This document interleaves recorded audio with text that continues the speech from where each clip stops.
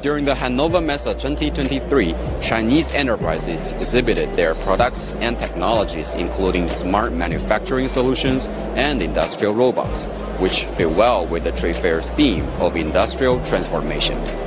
According to the organizer, about 800 Chinese companies are here at this year's Hanover Messe. Apart from the hosting country Germany, China has the largest number of participating enterprises.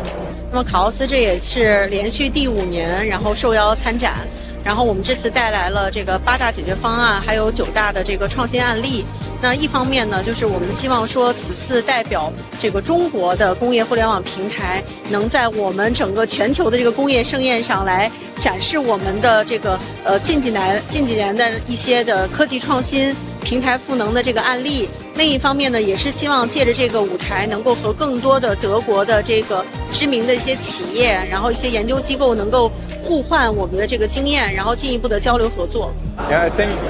the Haya Cosmoplat platform is a very good example for supporting the sharing and getting together, and then also using industrial data from various sources. I think Haya learned it on their own example that in order to